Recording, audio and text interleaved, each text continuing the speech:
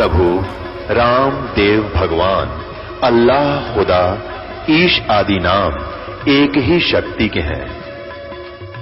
वो कैसा है, कहां है, कैसे मिलता है, किसने देखा है? ये प्रश्नवाचक चिन्ह पूर्ण रूप से हटाने के लिए अवश्य सुनिए जगत गुरु तत्वदर्शी संत रामपाल जी महाराज के अमृत वचन, सर्व पवित्र धर्मों के पवित्र शास्त्रों के आधार पर। कबीर ये माया अटपटी सब गट आण अड़ी, और किस किस न समझाऊं या कुआ भांग पड़ी। तो यहाँ हम सभी एक का कुएं का भांग पिए फिर रहे। वो परमात्मा आता है, हम उसके भी जूते मारते हैं, उसको बुरा कहते हैं, नकलियों का स्वीकार करें बैठे हैं जो आसपास भी नहीं भगवान कहिए। अब कहने का दास का तात्पर्य है कि इस दास के स्थान पर ये सोच लो परमात्मा बैठे हैं, और फिर हम कैसे व्यवहार करेंगे उस भगवान से जिसके लिए हम तड़प रहे हैं। ऋषियों ने शरीर गाल दिए भगवान पाने के लिए, यदि वो मिल जाए तो हम उसका कैसे व्यवहार करेंगे। तो ये आपने रिहर्सल करनी पड़ेगी। इस दास को डला समझ लो, एक पत्थर समझ लो बोलता हुआ, लेकिन यहां नो सोच लो हम भगवान से मिलने जा रहे हैं। तो जैसा व्यवहार आप यहां करोगे ऐसा ही स्वप्न में आपका बनेगा। मृत्यु के बाद आपको ऐसा होगा जैसे स्वप्न, और वहां भगवान दास के रूप में पहले आपकी परीक्षा लेगा, बाद में ऊपर सिलेक्ट करेगा, ले जाएगा सतलोक। तो वहां जैसी भावना, जैसा अच्छा या बुरे विचार आपके इस दास के प्रति होंगे, आपके मस्तिष्क पर लिखे आएंगे वहां पर, क्योंकि वहां कोई रोड ना चल है, या तो हम छो बात छुपा ले, आपके मस्तिष्क पर लिखे आएंगे। रिजेक्टेड और सिलेक्टेड कहने की जरूरत को नहीं, बस वहां तो न्यू करना भगवान ने, फिर रह जाओगे वहीं से। फिर ठीक है, आपने जो भक्ति की है, पहले तो यदि गुरुजी के प्रति आपकी आस्था एज ए गॉड नहीं है तो भक्ति आपकी बनाए को नहीं, भक्ति चलेगी ही नहीं। आप सब साधना करते भी दिखोगे, फिर हमें कोई लाभ नहीं हो रहा, तो आपके अंदर भक्ति अंकुर वो फूटा ही नहीं। तो पुण्यात्माओं, कहने का भाव ये है कि जैसे आपको दास बताना चाहता है कि उपदेश लेने के बाद फिर आपने इस दास को परमात्मा के तुल्य समझना पड़ेगा। ये दास परमात्मा नहीं है, ये तो उसका कुत्ता है, आपको जगाने के लिए भेज रखा है। आप धनी हो भक्ति के, आप सोए पड़े हो, आपका जीवन नष्ट हो रहा है, चोरी हो रही है, धन लुट रहा है आपके श्वास रूपी पूंजी का, ये दास जगा रहा है डंडोरा पीट पीट के, आवाज लगा लगा कर। लेकिन आपके लिए परमात्मा का विधान है, गुरु गोविंद कर जानियो और रहियो शब्द समाए, मिले तो दंडवत बंदगी नहीं पल पल ध्यान लगावे। कि गुरु को भगवान मानकर चलना, और रहियो शब्द समाए। शब्द समाए रखना मतलब जो उसने मंत्र दिया है वो सत मंत्र, सतनाम, यानी सत भक्ति, उसमें लीन रहना, गुरु जी को भगवान मानना, और जो उपदेश मंत्र दिया है उसमें समाये रहना, उसकी भक्ति पर ज्यादा ध्यान रखना। और जब भी मिले तो दंडवत बंदगी, जहां मिले वहां दंडवत प्रणाम करना, और नहीं मिल पाते हो जैसे घर पे तो पल पल ध्यान लगावे। यानी परमात्मा के गुणों को अपने गुरु जी के ऊपर लक्षित करें, और फिर आपका भाव बनेगा, एक प्यार जागेगा इस दास के प्रति जैसा इस काल के प्रति जाग्या था। और वो ही कसक आपकी इस दास के प्रति होगी, तभी हम वहां चलेंगे।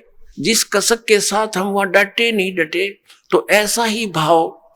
अब हम कैसे भावित होते हैं, जैसे एक हीरो या हीरोइन नकली बात बना के, एक तो उसने पढ़ा हुआ है, फिर वो बोल रहा है, उसके एक दो डायलॉग पर हम आसक्त हो जाते हैं। वो हो बड़ा क्या बात कही, बड़ा सुंदर बोला, और यहाँ दास ने ऐसा पिटारा खोल दिया इन बोलों का, वचनों का। तो इस आधार से भी आपने प्रभावित होना चाहिए। जब आपकी आत्मा निर्मल हो जाएगी, कमाल कर दिया गुरुजी ने, तो ऐसे निर्णय करके ज्ञान दे दिया। तो हमने ऐसे प्रभावित होना है और आसक्त होना है उस परम पिता पर इस दास के माध्यम से। ये रिहर्सल आपकी फिर ऊपर जाके काम आवेगी जो आप यहाँ करोगे। अब हम उसी प्रसंग पर आते हैं कि वहां परमात्मा ने कहा कि आप जाइए, मैं इन बच्चों को, इन आत्माओं को तेरे पास भेज दूंगा, पर अपने सिस्टम से भेज दूंगा। अब उस परमेश्वर ने हम सभी को सूक्ष्म रूप बना दिया। और पुण्यात्माओं, ये पौराणिक कथा हम सुनते पढ़ते हैं, वो झूठ नहीं है, लेकिन वो कहाँ तक है, वो किस स्तर की है, वो अलग बात है।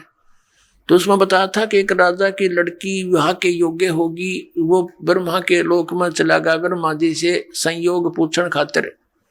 वहां उसको कथा चल रही थी, वो सुनने लग गया। यहाँ कहते हैं तीसरा युग आ गया, द्वापर युग आ गया तीसरा।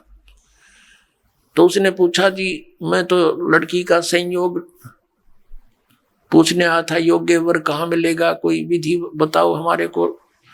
तब ब्रह्मा जी ने कहा कि जहां से तू आया वहां तो अब तीसरा युग आ चुका है, द्वापर आ गया है। और सतयुग से आए हुए वो इतने लंबे लंबे थे, यानी 100 फुट ऊंची हाइट थी इन मनुष्यों की। सतयुग में 100 फुट थे, भी ऊपर 150 फुट हाइट के थे।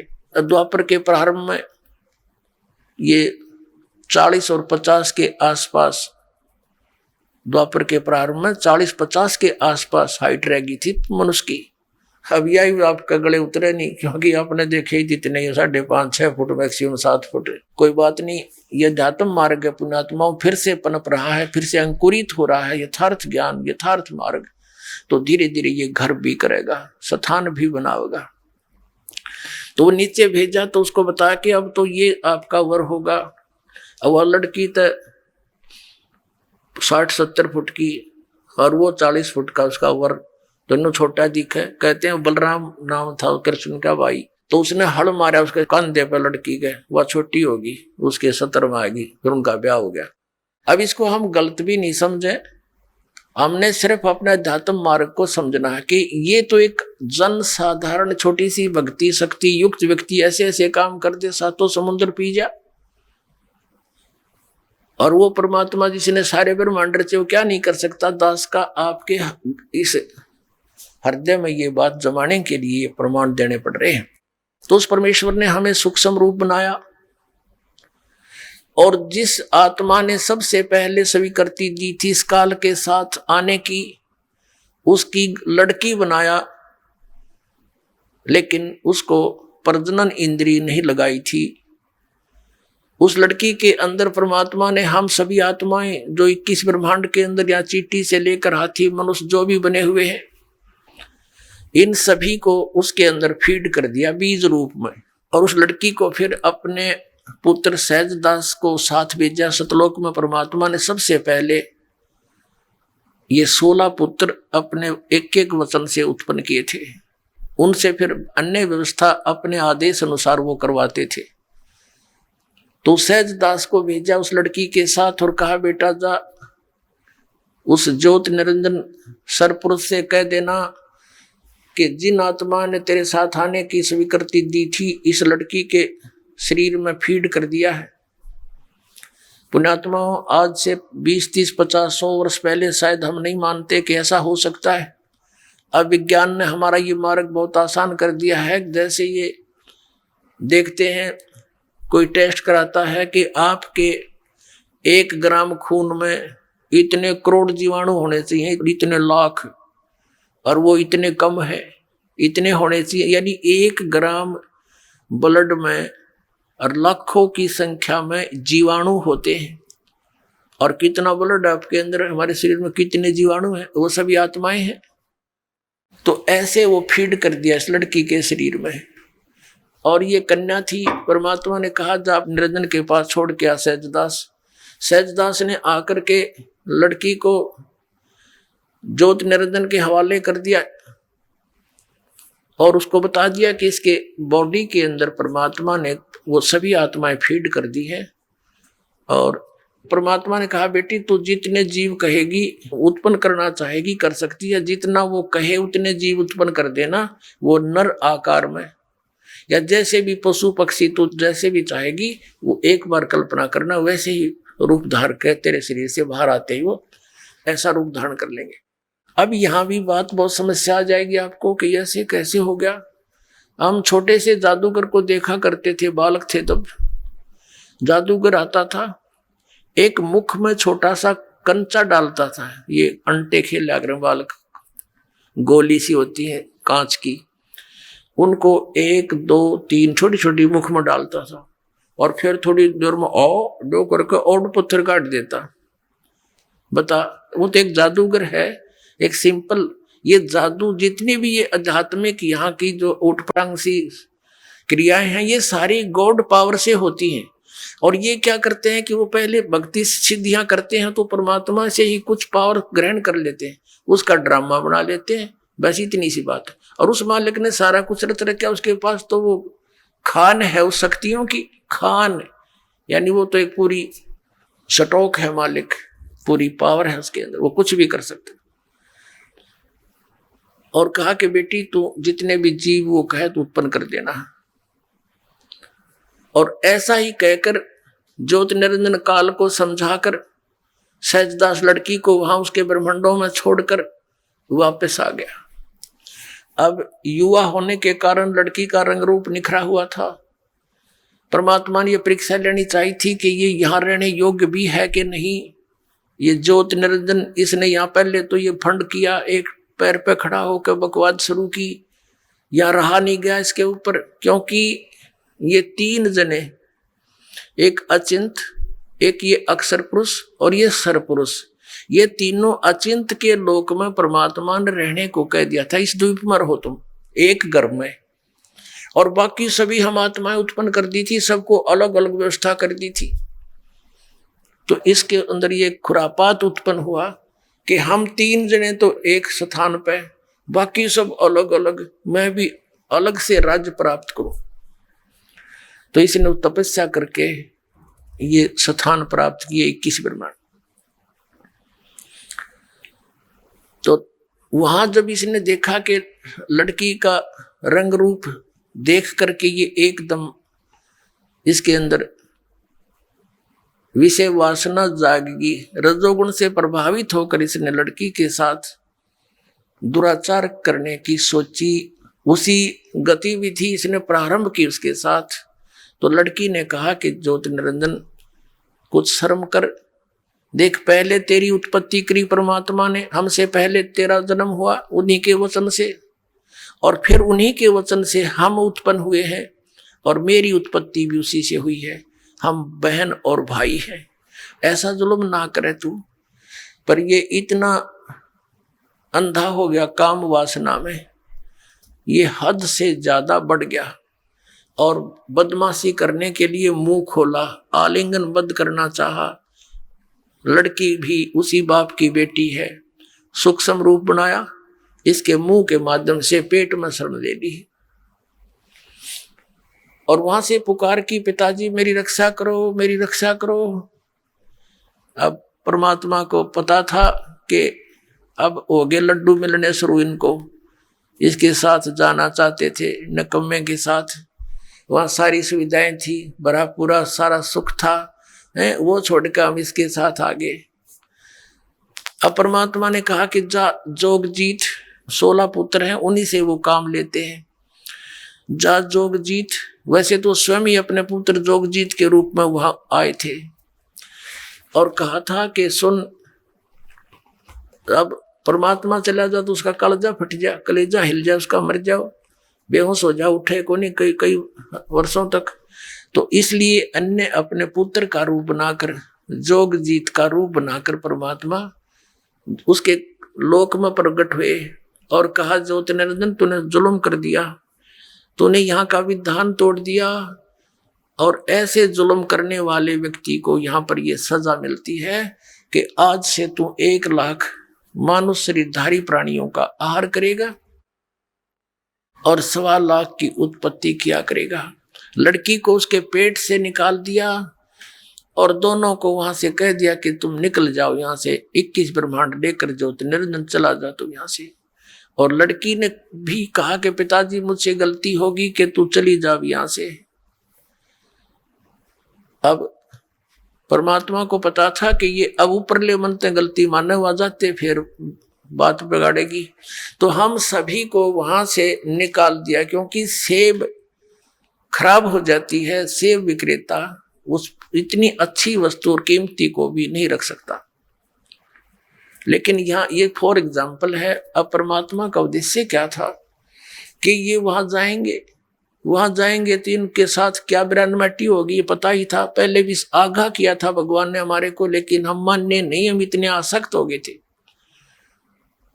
तो 21 ब्रह्मांड वहां से चल पड़े, जैसे विमान चलता है 16 शंख कोश की दूरी पर सतलोक से आकर ये यहाँ पर चक्कर काटने लगे परमात्मा के आदेश अनुसार। पुण्यात्माओं, दास एक जूनियर इंजीनियर सिविल की सर्विस किया करता था और वहां एक सरकारी कार्य चल रहा था कंस्ट्रक्शन का। वहां एक बहन भी मजदूरी करने आई हुई थी और उसके 2 बच्चे थे।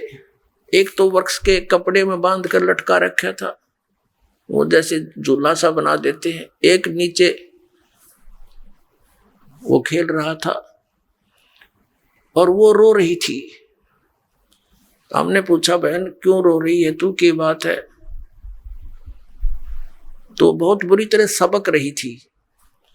तो उनके गांव से एक और था, उसने बताया जी ये ऐसे ऐसे। फिर वो हिचकी सी रुकी उसकी, फिर उसने बताई जी मैं बताऊंगी सारी कहानी, कि मैं बहुत अच्छे धनी घर की लड़की थी और जिसके साथ मैं अपनी मर्जी से लव मैरिज करके आ गई, ये मजदूर था हमारे। और मेरे पिताजी को जब इस बात का पता चला तो उसने कहा, बेटी ठीक है, हमने तो विवाह करना ही है तेरा, लेकिन जहां तू संयोग जोड़ना चाहती है यहां वहां दुखी बहुत हो जाएगी। लेकिन मेरे पिताजी की बातों का मेरा असर कतई नहीं हुआ, क्योंकि मैं तो अंधी हो चुकी थी। पिताजी के न चाहते हुए मैं इसके साथ आ गई और अब ये क्या करता है मेरे साथ, मैं मजदूरी करती हूं और वो शराब पीता है, सारा दिन घर पे रहता है, दोनों बच्चों को साथ लाती हूं और मजदूरी करती हूं, इसलिए रो रही हूं कि मैंने अपने पैर पे आपको आड़ा मार लिया। तो पुण्यात्माओं, परमात्मा हमें यही बता रहे हैं कि तुमने अपने पैर पे आपको आड़ा मार रखे हो। उस भरे पूरे परिवार को छोड़कर, वहां सर्व सुख संपन्न सतलोक को छोड़कर हम यहाँ आगे इसके साथ टिंडे लेने के लिए हम मजदूरी करते हैं, ये खाता है। अब इसने स्वर्ग क्या बना रखा है, एक रेस्टोरेंट है, ये वहां का मैनेजर है, ये इंद्र आदि वहां के मैनेजमेंट करने वाले नौकर छोड़ रखे। आप यहाँ भगवान की जो सच्ची भक्ति करोगे तो आपकी कुछ पूंजी जुड़ेगी। शास्त्र अनुकूल साधना करोगे तो, शास्त्र अनुकूल साधना नहीं करते उनका कुछ नहीं मिलता, वो सीधे नरक में डाल दिए जाते हैं। छोटा मोटा पुण्य करते हो उसके आधार से स्वर्ग में कुछ समय प्राप्त हो जाता है। अब जैसे वेदों अनुसार साधना क्या है, ओम नाम के जाप से प्रारंभ होती है और बाकी जो हमारे शरीर के अंदर कमल बने हुए हैं नीचे बैकबोन में, इन कमलों के अंदर इन श्री ब्रह्मा, श्री विष्णु, श्री शिव जी और दुर्गा जी और गणेश जी के ये है, तो ऊपर स्थान उनका प्रतिबिंब हमारे अंदर दिखाई देता है। तो इनके भी साधना के मंत्र हैं। पुण्यात्माओं, एक साधना होती है, वो तो मजदूरी जानो, एक पूजा होती है। वो पूज्य जो है वो हमारा उद्देश्य होता है, इष्ट होता है, जिसको हमने पाना है। उसके लिए जो हम साधना करते हैं वो उसकी पूजा नहीं है। अब जैसे हमने पता है कि पृथ्वी में जल है और जल हमारा इष्ट है, उसको प्राप्ति के लिए हम हैंडपंप लगाते हैं, वो मजदूरी है, वो प्रोसेस है, वो साधना है और प्राप्य हमारा जल है। तो ये जो साधनाएं हैं, जो आपको प्रथम मंत्र दिया जाता है, ये आपकी साधना है, प्राप्य हमारा परमात्मा है, सत्य पुरुष है, सतलोक में जाना है, उसके लिए सारा प्रोसेस है ये।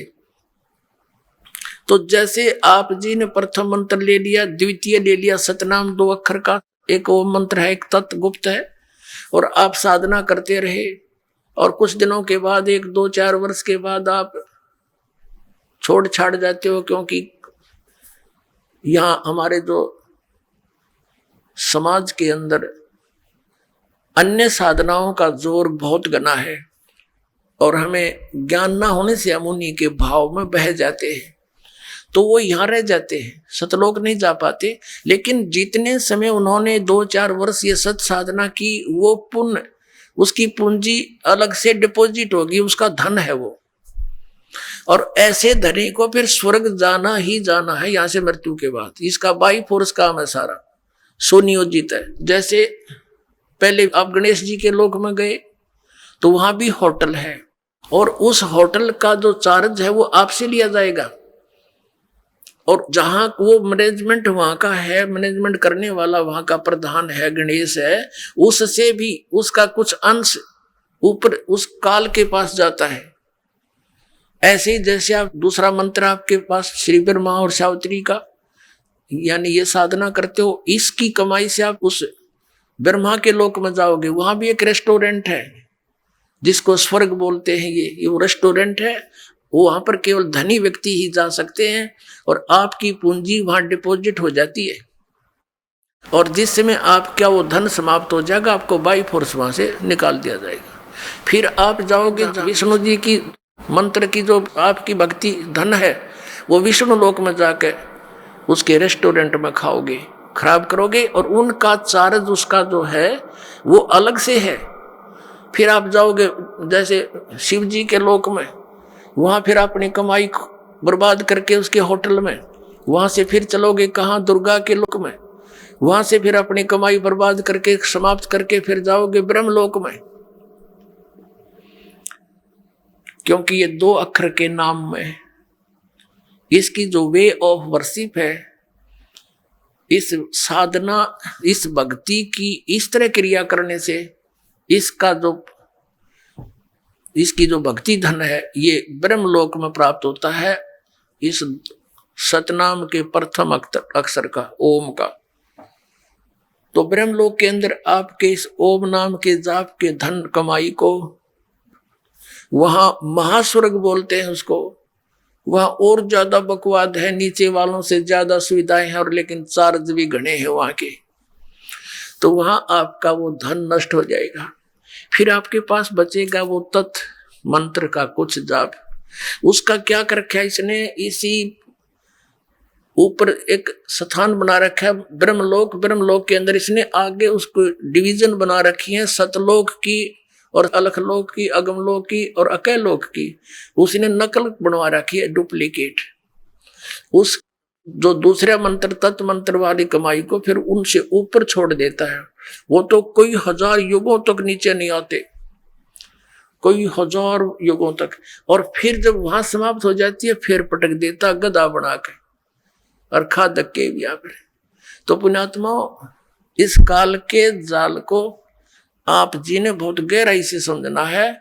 और दास जो वचन बोला है उसको ऐसा समझ लेना जैसे गीता के से वचन, कोई ऐसे को डूम बाट की बात नहीं। ये परमात्मा गॉड गिवन ज्ञान है जो दास आपको बता रहा है। आज तक हमारे को सतलोक और सचखंड का नाम लेकर कोरा बकवाद सुनाई गई, और वो झूठे मंत्र, गलत मंत्र दिए गए जो मोक्षदायक नहीं है। ऐसे ही हमारे इन गुरुओं ने वेदों और पुराणों के विपरीत ज्ञान सुना के हमारे अज्ञान से ठोक दिया, और सारी शास्त्र विरुद्ध साधना और मंत्र देकर भूत बनवा दिया। अब दास उसी प्रसंग पर आता है। अब इस काल को और दुर्गा को 21 ब्रह्मांड समेत यहां भेज दिया। अब इस काल ने सोचा कि मेरे साथ तो जो होना था हो लिया, अब यहां मेरा कौन के बिगाड़ेगा, मैं ओली सोली हो गया। लेकिन परमात्मा ने इसको कह दिया था, इसका विधान बना दिया था, और पहले ये वचन ले लिया था कि तू इन आत्माओं को दुखी ना करना। तो उसने कहा था कि नहीं भगवान, मैं तंग नहीं करूंगा आपके बच्चों को। परमात्मा ने विधान बनाकर दे दिया कि लिए संविधान है तेरा। तो उसमें क्या लिखा है कि जैसे कर्म जो करेगा, इसने कहा प्रभु जैसे कोई कर्म करेगा मैं वैसा ही फल दूंगा।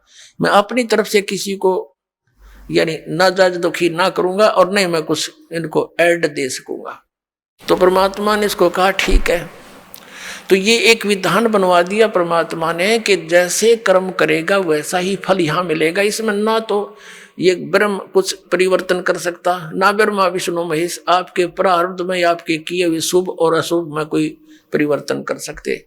केवल परम अक्षर ब्रह्म ही सतपुरुष आकर के आपके इन प्रारब्ध के कर्मों को भी नाश कर सकता है, आपके जीवन में आने वाली आपदाओं को भी वो समाप्त कर सकता है। वो मंत्र विधि बताएगा, बताता है। वो कैसे आता है उसके ऊपर ही आज का सत्संग है। अपने आत्मा इसने फिर क्या किया, उस लड़की के साथ फिर वही व्यवहार किया। लड़की ने कहा कि देख ज्योति निरंजन, पहले तो तू मेरा बड़ा भाई, मैं तेरी छोटी बहन, अब मैं तेरे पेट से निकल कर आई हूं, तेरी बेटी होगी, पुत्री होगी तेरी, लेकिन पिता और पुत्री का ये योग जो तू करने जा रहा है अच्छा नहीं। लेकिन इसने एक नहीं सुनी, बाई फोर्स लड़की के प्रजनन इंद्रिय लगाई।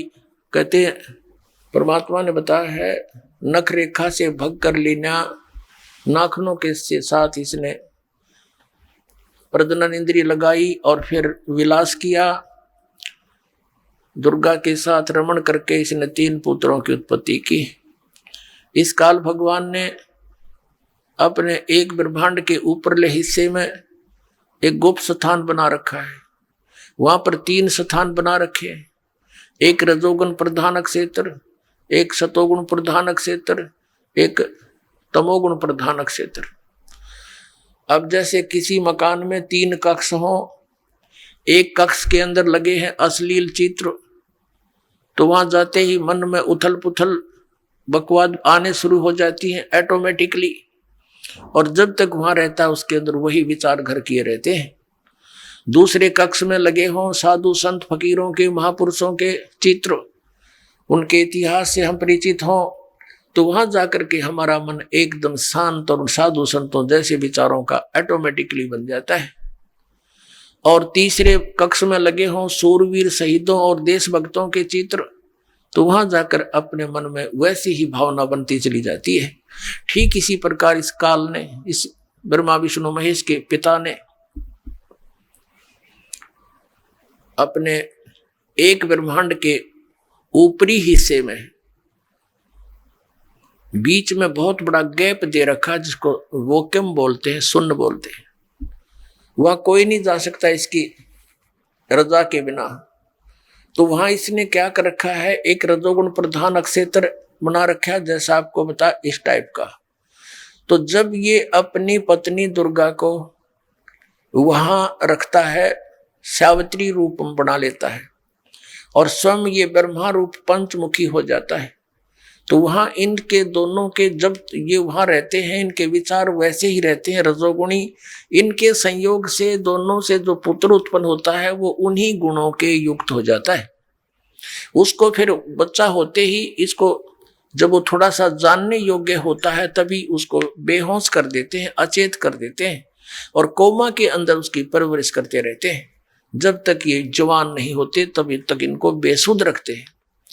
फिर ये दूसरे स्थान पर चले जाते हैं सतोगुण प्रधान क्षेत्र में। वहां ये स्वयं विष्णु रूप धारण कर लेता, चतुर्भुज रूप धारण करके, विष्णु जैसा रूप करके, और लक्ष्मी जैसा रूप दुर्गा बना लेती है। यहाँ दोनों वहां रहते हैं सतोगुण प्रधान क्षेत्र में। इन दोनों के संयोग से जो पुत्र उत्पन्न होता है वो सतोगुण युक्त हो जाता है। और उसको भी ऐसे ही, जब ये थोड़ा सा बालक होता है, जानने योग्य होता है, उसी समय इसको कोमा में कर देते हैं, अपनी सिद्धि शक्ति तक अचेत कर देते हैं और परवरिश जारी रखते हैं इसकी। ठीक इसी प्रकार ये तीसरे स्थान पर जाते हैं जो तमोगुण प्रधान क्षेत्र है।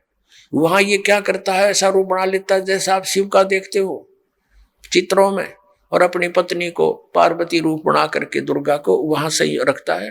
इन दोनों के संयोग से, पति पत्नी व्यवहार से जो पुत्र उत्पन्न होता है वो उन्हीं गुणों से युक्त हो जाता है।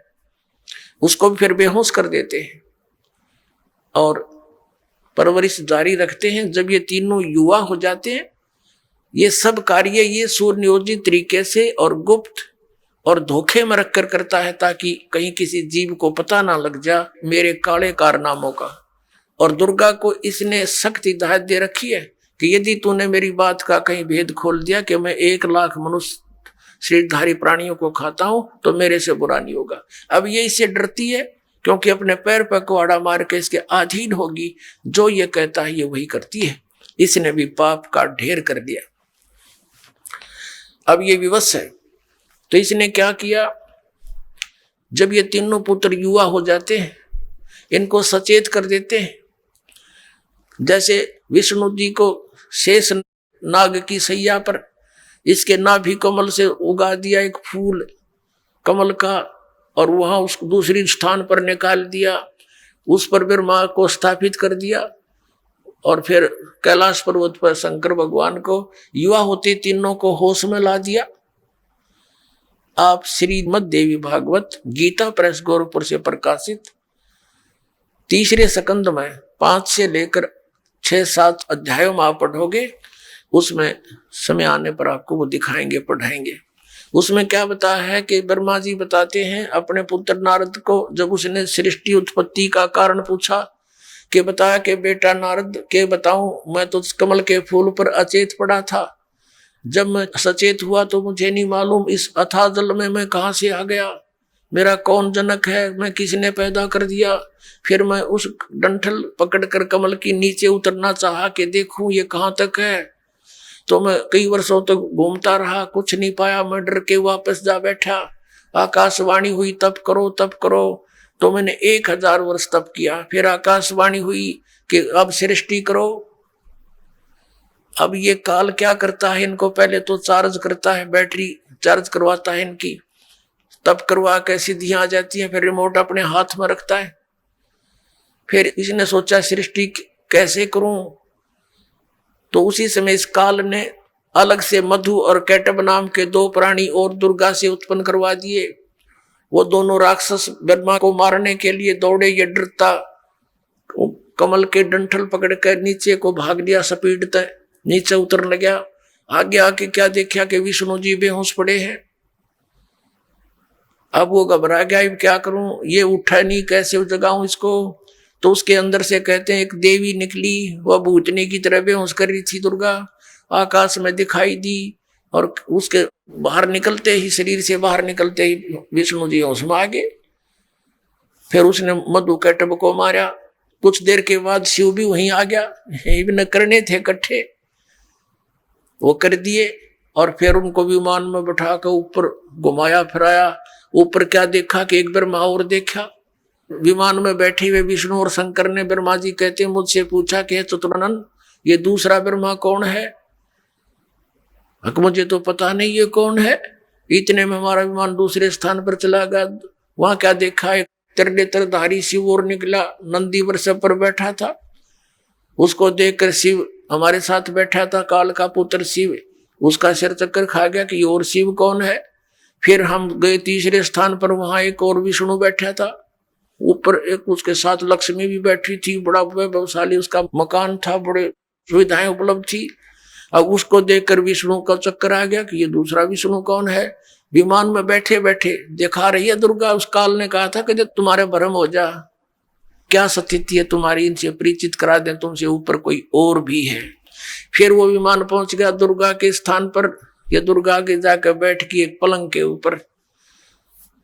तो वहां इन्होंने कहा था, देखा जब सारा के विष्णु ने कहा कि ओहो मुझे कुछ याद आता है, मैं जब छोटा सा बालक था ये मुझे पालने में झुला रही थी, ये अपनी माता है, मैं अपने अंगूठों को मुख में देकर चूस रहा था, ये अपनी माता है।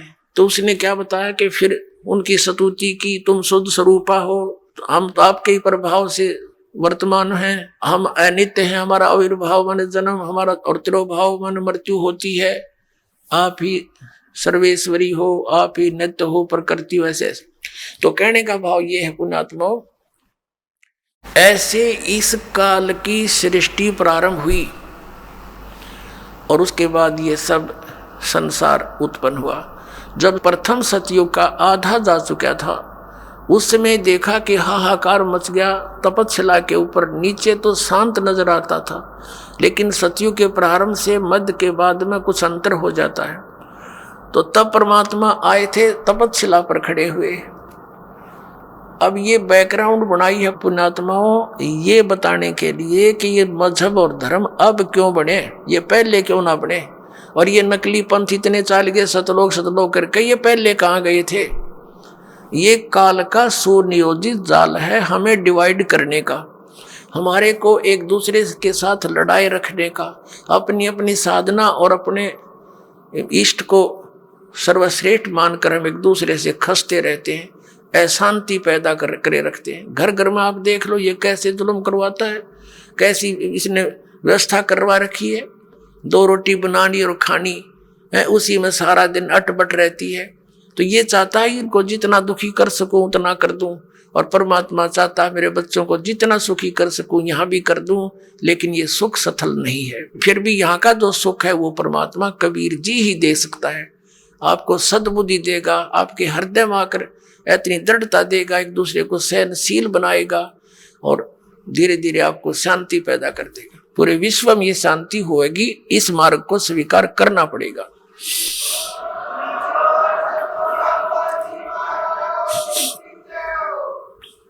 जब तपस्या पर ये परमात्मा खड़े थे, जीवों को बताया कि बच्चों तुमने ये जो तपस्या पर भूने जा रहे हो ये पाप वहां किया था। तब सभी ने पता लग गया, क्योंकि वहां ना कोई माँ साथ थी ना बेटा साथ था। यदि कोई साथ था तो वहीं दुख पा रहा था। तो सबकी आंखें वहां खुल जाती हैं, सारी बात सच्ची नजर आती है। या तो हम झूठे सुख की भांग पिए पड़े हैं, या तो अटपट हम कर लेते हैं, लेकिन जब आपदा जरा से भी आ जाएगी ना फिर हम सब मान लेते हैं। तो मालिक ने वो वहां उचित स्थान समझा उनको ज्ञान सुनाने का। तो सभी ने कहा भगवान हमसे गलती होगी। परमात्मा ने कहा कि आचार्य जी खड़ा होइए। वो गुरु जी था। आप क्या गुण गाया करते थे?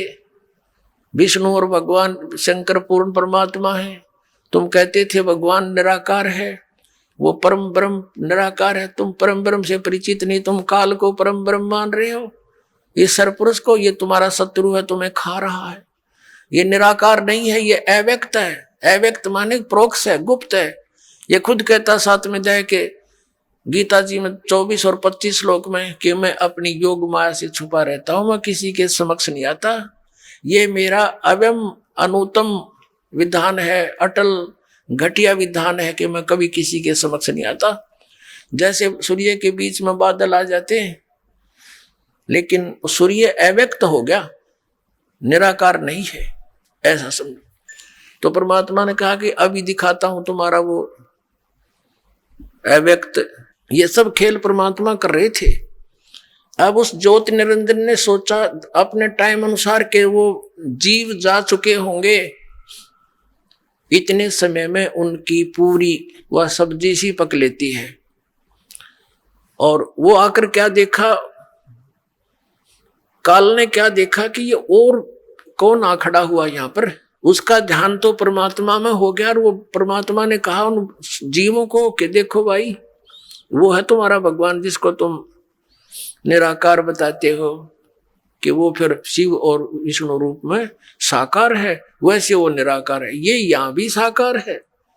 ये देखो उसकी शकल, ओछा माथा, लंबे दांत, और ये विराट रूप बना सकता है, क्योंकि ये 1000 कला का भगवान है। और जिनको तुम परमात्मा मानते हो विष्णु और शंकर को, वो 16 कला के भगवान है। और मैं जो है असंख्य कला का भगवान हूं, असंख्य कला का। अब सब जीवों ने देखा उसकी शकल तो डर लग गए, काल की शकल ऐसी।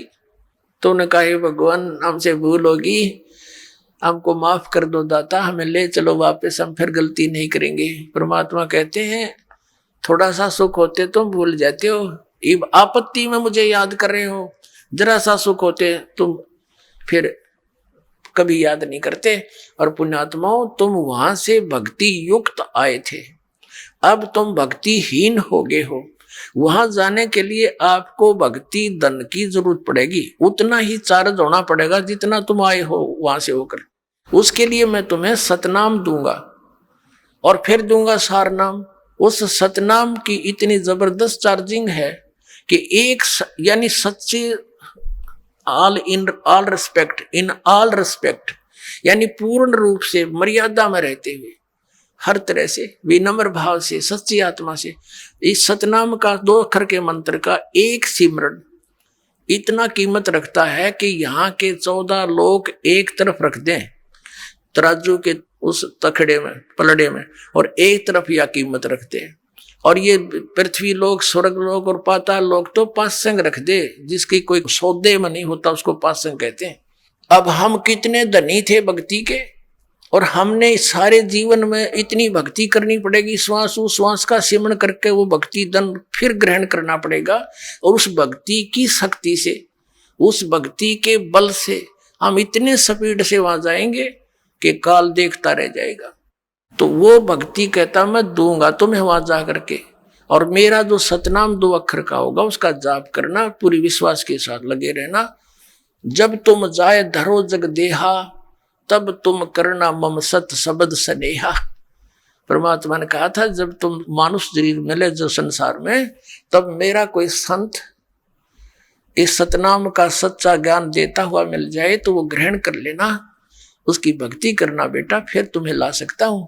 मेरा इसका वचन हुआ था, तुम सब इच्छा से आए हो और सब इच्छा से ही वापस जा पाओगे। तो पुण्यात्माओं, ये सारे ज्ञान देने का, ये सारा आत्म ज्ञान सुनाने का तात्पर्य ये है कि आपकी यहां से आत्मा आस्था हटे, यह हटेगी, क्योंकि ये ज्ञान इतना सत्य है। आप यहां रहते हुए भी आपकी आत्मा यहां नहीं रहेगी, एक दिन ऐसी स्थिति आ जाएगी जब तक आप मोक्ष के लायक नहीं होंगे। फिर क्या होगा?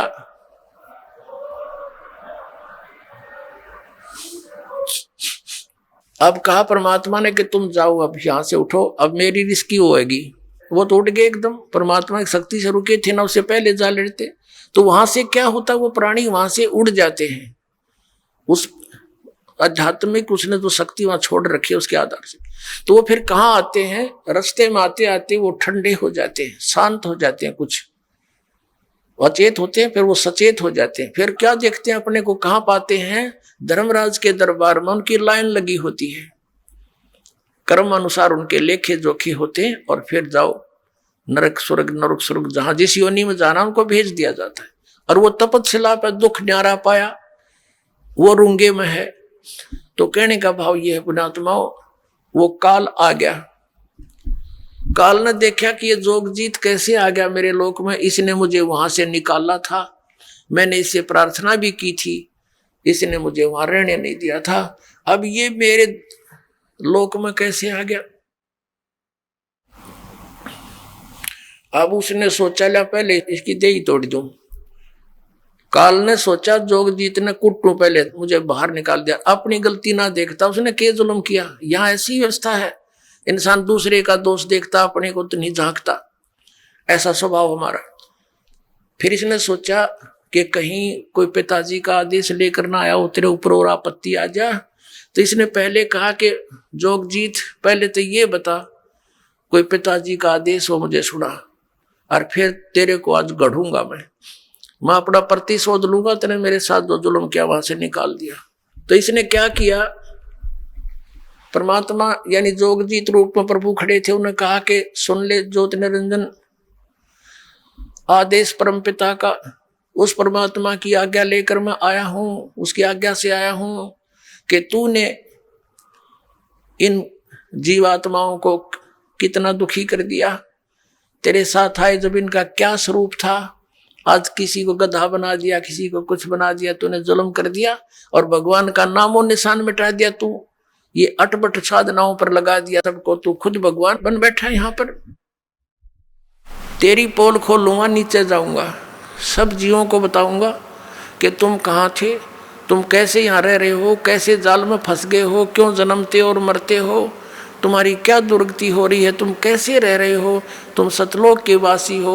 उनको एक गुप्त मंत्र दूंगा जो भगवान ने दे रखा है, और उसकी मंत्र की कमाई का आगे तेरी पार ना बसाओ। जिसके पास वो मंत्र होगा तो उसके निकट नहीं जा सकता ज्योति निरंजन। तो उसने सोचा वह बड़ी बात बिगड़ी हो तो मेरा सारा काम बिगाड़ेगा। तो कहते हैं एकदम कहा कि जोगजीत तू जाके देखा नीचे, तन बनाऊं ठीक, उसके ऊपर टूट के पड़ा। अपने आत्माओं वेद बताते हैं कि वो परमात्मा सतलोक से चल कर आता है और नीचे अपनी अच्छी आत्माओं को मिलता है, उनको ज्ञान सुनाता है। उन पुण्यात्माओं में से कौन कौन थे जिनको भगवान मिला, और जिन्होंने साधनाएं करके अपने गोड्डे रगड़ दिए उनको नहीं मिला। वो कितनी पुण्यात्मा होंगी, कौन कौन थे इस कलयुग में दास जिनसे परिचित है। आदरणीय धर्मदास साहिब जी, आदरणीय मलुकदास साहिब जी, आदरणीय नानक साहिब जी, आदरणीय दादू साहिब जी, आदरणीय गरीबदास साहिब जी गांव छुड़ानी जिला झज्जर हरियाणा वाले, आदरणीय घीसा दास साहिब जी गांव खेखड़ा जिला मेरठ उत्तर प्रदेश वाले। उनमें से आदरणीय धर्मदास साहिब जी को परमात्मा इस कलयुग में मिले थे। तो उनको बता रहे हैं कि धर्मदास जी ने पूछा था, भगवान हम इतने निकम्मे, हमने ऐसा जुल्म किया, हम अपने पति वर्ता पद से गिर गए, आपने फिर भी स्वीकार कैसे कर लिए दाता, आप कैसे आगमन हुआ हमारे यहाँ। तो परमात्मा ने बताया, भाई ऐसे ऐसे तुम्हारा दुख देखा जब मैंने, तब यहाँ आया। तो सारी कहानी धर्मदास जी को बता रहे कि धर्मदास जब वो मेरे ऊपर ऐसे मुझे मारने को झपटा तो मैंने सतनाम का सुमन शुरू कर दिया। अपने आत्मा परमात्मा हमें सतर्क करते हैं कि तुम्हारे ऊपर कोई भी ऐसी आपत्ति आवे तो सतनाम का जाप शुरू कर दियो। अब उस समय ये रिहर्सल होगी आपकी कि कहीं कोई आपत्ति आवे जात्मिक या वैसी, तो आप यदि नो याद करोगे हाय माँ मर गया तो भगवान नहीं सुनेगा, फिर आपका अभ्यास कच्चा है। तो उस समय आपने सतनाम के सिमरण करना है, तो 2 अक्षर का। ये एक हिंट भी दे रहे हैं, बाकी वैसे तो उसकी क्या हिम्मत थी भगवान के निकट आ जा, पर हमें ये मंत्र का सहारा रहेगा, इसलिए वो उदाहरण दिया। कहा कि परमात्मा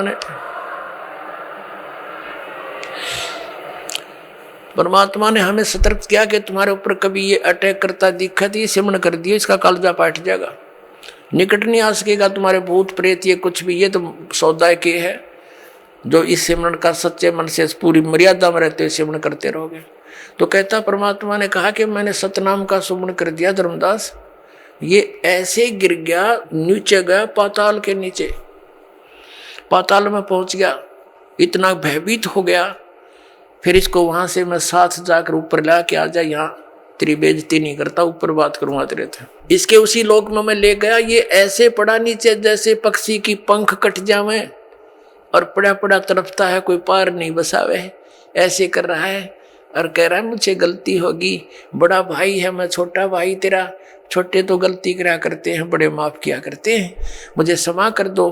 धर्मदास मेरे पैर पकड़ दिए इस काल में आकर के, माफ कर दो, मैं तेरा छोटा भाई, मैं तो आपको पिता के समान समझता हूँ। तब मैंने इसको कहा ठीक है, माफ कर दिया। फिर इसने मेरे से क्या कहा कि हे भगवान, यहाँ कुछ वस्तु ऐसी हैं जो मुझे अभाव है, आप वो मुझे दान में दे दो, दान में। परमात्मा ने कहा था कि बोल क्या मांगेगा, कैसे नहीं, वचनबद्ध हो जाओ। तो परमात्मा ने कहा कि ठीक है, मैं वचनबद्ध हो गया। तब इसने कहा था कि 3 युगों में जीव कम ले जाना, सतयुग त्रेता द्वापर में, और चौथा युग जब कलयुग आवे तब तब शरण जीव बहुत जावे, ऐसा वचन हर मोय दीजे, तब तुम गमन संसार ही कीजे। इसने कहा था भगवान 3 युगों में जीव कम ले जाना, चौथे युग में जब कलयुग आवे तो कितने जीव ले जाना है, ये मुझे वरदान दे दो। परमात्मा ने कहा तथास्तु, कह दिया भाई ठीक है। अब आपके यह शंका उत्पन्न होगी, भगवान ने क्या पता नहीं था ये ऐसा कुछ कर देगा, तो फिर इसने सारा पता था परमात्मा ने। पुणात्माओं, जब तक हम भगवान की इस कथा में दोष देखना बंद कर देंगे तब हम इस मार्ग पर चल पड़े, ये सोच लो। ये कथा निर्दोष है, सत्य है, हम बाल हैं, बच्चे हैं, नहीं समझ में आ जाएगी कई बार सुनने और समझने से।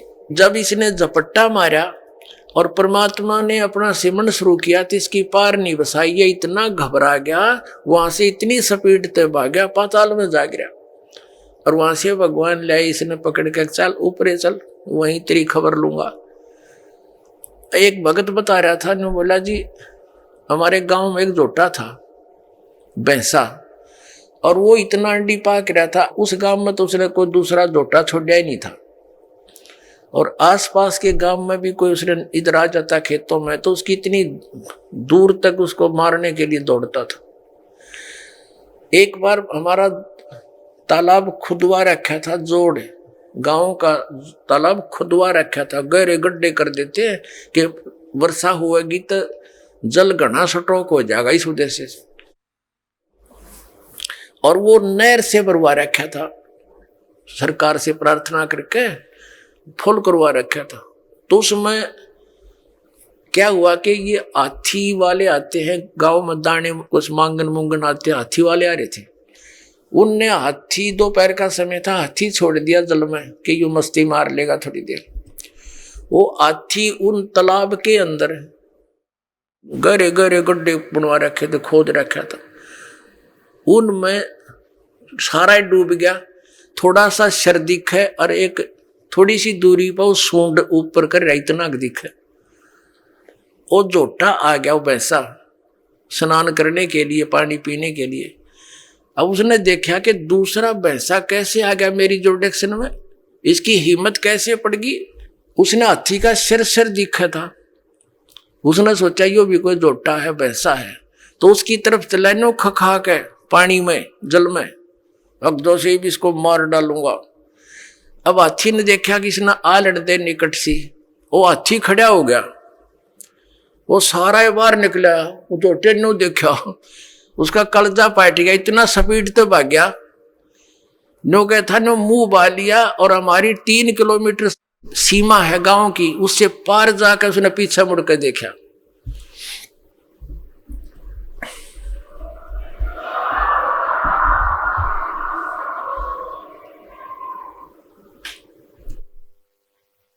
अब कहने का भाव यह है दास का कि उस समर्थ के सामने इस काल की ऐसी स्थिति जानो।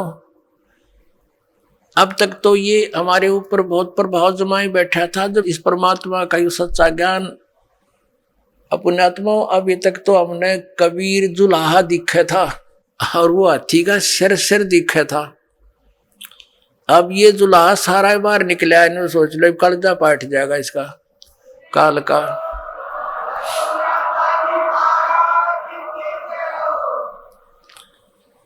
अब ये परमात्मा कति प्रत्यक्ष हो गया आपके सामने, ये अज्ञान रूपी जोटा ही भाग जाएगा यहां से। और ज्ञान सब ज्ञानड़ी, कबीर ज्ञान सो ज्ञान, जैसे गोला तोब का भाई करता चल मैदान। ये तोब का गोला, ये तत्व ज्ञान मालिक का दिया जो दास सुना रहा आपको। अब जो आज का सत्संग जहां से प्रारंभ हुआ था, अभी तक तो वो जो दास कंसेप्ट क्लियर करना चाहा था, अब स्टार्ट होगा। अब जब इसने देख लिया कि वचनबद्ध हो गया, तब इसने कहा था कि जोगजीत, जब तुम कलयुग में आओगे, तुम्हारे आने से पहले अपने दूतों को भेजूंगा, 12 पंथ करूं मैं साझा, तुम्हारा नाम ले करूं आवाजा। 12 पंथ नाम जो ले ही हमरे मुख में आन समोई, और अनेक पंथ चलाऊं। ये 12 पंथ तो कबीर नाम से चलाए गए हैं इन कालों के दूतों द्वारा। और अनेक पंथ चलाऊं, या विद जीवों को भरमाऊं। वो अनेक पंथों में आते हैं, ये निरंकारी पंथ, ये सतपाल वाला पंथ, देश वालों का पंथ, निरंकारी पंथ, ये सच्चा सौदा सरसा जगमाल वाले, ये गंगवा पंगवा सारे, और ये दनोद वाले, जय गुरुदेव वाले, ये सारे काल के पंथ हैं। वहां तक कोई शरने पैर, और इतने बुद्धिमान व्यक्ति, एजुकेटेड, बड़े बड़े IAS IPS हैं, और वहां बैठे गुग्गू बने उनके पास, कक्का पता नहीं इनके गुरुओं ने। ये ब्लाइंड फेथ का नाजायज फायदा उठाया इन्होंने, भोली आत्माओं के श्रद्धालुओं की श्रद्धा को बेचा और उसकी सस्ती महिमा बटोर ली इन्होंने, और संत बन गए, खक भी नहीं इनके पास। तो इसने कहा था कि जब तुम्हारा कोई जाएगा ना, और अनेक देवी मंदिर तीर्थ ये पूजन पर ला दूंगा। ये शंकराचार्य भेज दिया इस काल ने, ये सारी उल्टी कथा पढ़ाया गया। जीव ही भगवान है, बता कोई विधान है इसका? फिर भक्ति किस लिए करे? फिर तो कुत्ता भी भगवान है। और फिर क्या कहते हैं, तीर्थ बनवा दिए। बोले एक बार हिमालय में जा रहे थे, ये पांडव तपस्या कर रहे थे, वहां भगवान आ गया भैंस रूप में, और भीम ने भागकर सोचा लिया पकड़ लूं इसको, भैंस था दूध पीऊंगा, दूध वाली दिखा है। तो कहते भगवान समान लाग गया धरती में और पिछला हिस्सा भीम ने पकड़ लिया, ताकतवर था वहीं रोक दिया भगवान।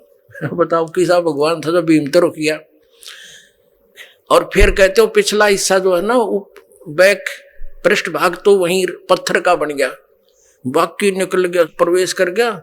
अगर भाग नेपाल में जाने के लिए वहां पर पशुपति का मंदिर बना दिया और वहां पर वो केदारनाथ बना दिए। अरे भले आदमियों, कहते फिर वो पिछला हिस्सा पत्थर बन गया ना भैंस का, वो पांडुआ ने पूजा, फिर वो टट्टी पेशाब का पोर्शन पांडु पूजन ला दिए। तेरा गजब भैया।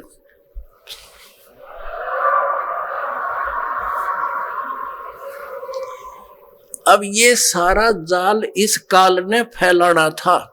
तब इसने कहा था कि इतने मजहब बना दूंगा, आपस में लड़े कटेंगे, ज्ञान किसी को होगा नहीं, ऐसे संत भेज दूंगा जो भ्रमित करके आवेंगे।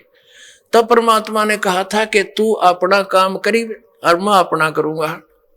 मालिक को पता था कि अपने दास को उसमें भेजूंगा जब ये सब धर्म और पंथ और मजहब कति मैच्योर हो चुके होंगे, इन्होंने जो ज्ञान कहना सुनना है कह चुके होंगे, इनकी किताबें बन चुकी होगी। फिर मेरा दास जाएगा और उनको सबको तत्व ज्ञान के तोल कर रख देगा, सत्य और असत का निर्णय करके सब मेरे बच्चों को मेरी शरण में लाओगा। बोलो सतगुरुदेव।